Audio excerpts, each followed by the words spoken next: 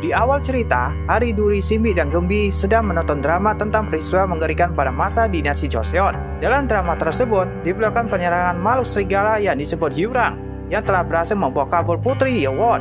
Setelah drama selesai, keempatnya malah saling berdebat tentang ending kisah Putri Yewon. Duri mengatakan para prajurit akan mengalahkan Yurang dan menyelamatkan Putri. Namun kata Gembi tidak.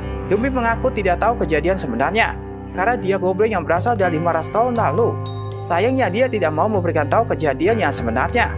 Akhirnya, Gembi justru mengajak Hari dan yang lainnya untuk mengunjungi istana Gyeongbokgung, tempat bersejarah yang menjadi saksi bisu kejadian mengerikan itu. Tiba di sana, ternyata Kang Lim juga datang. Hampir semua kaget, terutama Hari yang tersipu. Setelah berjalan-jalan, mereka semua berfoto. Tapi, Gembi justru mengirim mereka ke masa lalu, waktu kejadian Putri Yewon diculik oleh Yurang. Muncullah mereka di tengah desa zaman dinasti Joseon. Hari dan lainnya lalu ditawari oleh pedagang sekitar. Namun, di kesempatan yang sama, Yongwi mengacau pasar dan bertarung dengan Kang Lim. Di sisi lain, anak kecil bernama Dami menyangka Hari adalah putri yang diculik. Tanpa berpikir panjang, Juhun, panglima kerajaan, membawa Hari ke istana. Keadaan istana berantakan. Raja sedih karena putrinya diculik Yurang.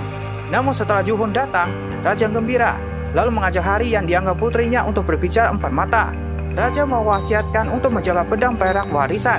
Keadaan Yurang dan Yonghui masih banyak pertanyaan, siapa di balik misteri mereka. Setelah semua percaya bahwa putri telah kembali, Dami mendapatkan sebuah fakta. Ternyata Hari bukanlah putri. Mereka bersepakat untuk mencari putri bersama. Kang Lim dan Duri sempat dimasukkan ke penjara istana karena mereka berinteraksi dengan goblin yang tak lain Simbi dan Gembi. Namun saat mereka berjalan bersama, Juhun melihat mereka dan akhirnya menahan Kang Lim dan Duri. Di lain tempat, Hari memantau semua wilayah istana dan mendapati seseorang yang membagi Yurang. Sialnya, Hari dan Dami ketahuan. Diseranglah mereka. Untungnya, di waktu yang tepat, Kang Lim berhasil keluar penjara dan langsung membantu Hari. Sempat kewalahan, Juhun datang membantu Kang Lim yang susah payah melawan Yurang. Dan ternyata, Yurang adalah boneka kayu yang diberi sihir. Di sini akhirnya terungkap bahwa Hari dan yang lainnya berasal dari masa depan. Kedatangan Hari adalah untuk membantu mengungkapkan misteri. Meskipun awalnya ditolak, tapi akhirnya Juhun menerima bantuan.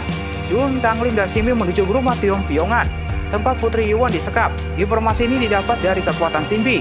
Mereka bertiga memasuki sumur, lalu dikejar oleh makhluk boneka yang berada di tempat itu, dan tidak sengaja menemukan sang putri yang diikat. Penasehat mengira Hari telah berkomplot dengan goblin untuk mengerahkan boneka-boneka makhluk. Tapi hal yang tidak disangka-sangka terjadi.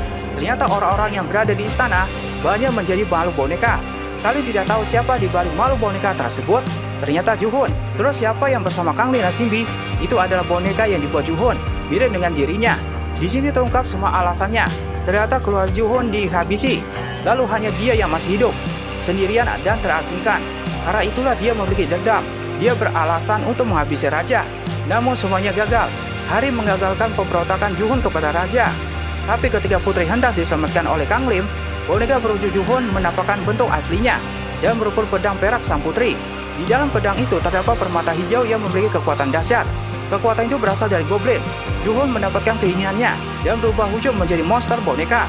Namun, Kang Lim akhirnya datang kembali ke istana tepat waktu bersama dengan Putri Yewon dan bertarung merebut permata hijau. Tapi permata itu terjatuh. Untungnya Putri Yewon sigap. Dia merebut permata terlebih dahulu sebelum Juhun. Sang putri langsung mengambil busur panah. Dan dengan kekuatan permata, muncul anak panah berkekuatan dahsyat dan langsung menusuk dada Juhun. Kisah berakhir dengan indah. Putri Yewon berhasil kembali ke istana. Juhun mendapat hukuman atas kejahatannya. Begitupun dengan Hari dan teman-temannya berhasil kembali ke masa kini. Oke, segitu saja pembahasan alur cerita kali ini. Sampai ketemu lagi pembahasan selanjutnya. Terima kasih.